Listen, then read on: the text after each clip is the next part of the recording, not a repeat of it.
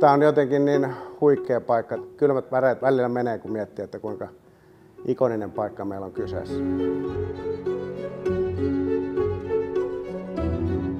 Kellotorni tilana on upea ja historiallinen. Taisin käydä Kellotornissa ensimmäistä kertaa 2017. Kyllä silloin tuli jo mieleen, että vau, että tänne kun voitaisiin järjestää laajemmin kierroksia ja käyntejä.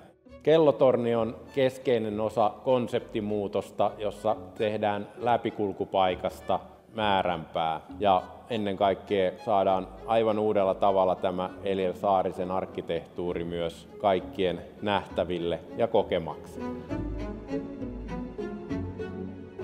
No, tässä kohteessa on tosi korkea suojelutaso ja sitä kautta alusta asti museoviraston vaateiden mukaan ottaminen on ollut keskeistä. Ja sitten näissä teknisissä ratkaisuissa on pyritty miettimään sitä, että miten pystytään säilyttämään sit vanhaa ja alkuperäistä henkeä, millä tavalla tehdään samankaltaista porrasta, mikä osin tässä säilyy.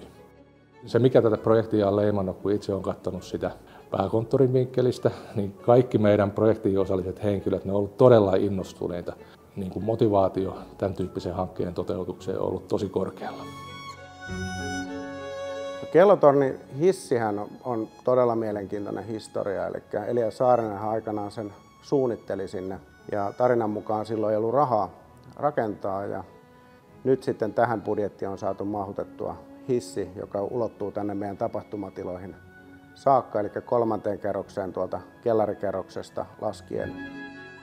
Kellotorni pitää sisällään panimoravintolan, tapahtumakeskukset ja sitten elämykset, jotka ovat Kellotornissa vierailut, panimotiloissa vierailut. Eli meille tulee tänne täysvärinen uusi panimo, jota aikanaan jo asiakkaat on tänne toista vuosista sitten toivoneet.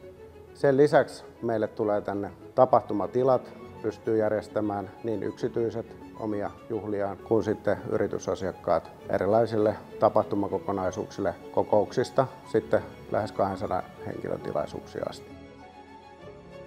No mä uskon, että Eliel Saarinen oikeasti haluaa nähdä nämä tilat käytössä, eikä siinä mitä ne oli ennen saneerausta, vaan se, että näihin pääsee ihmiset kohtaamaan, juttelemaan toisilleen.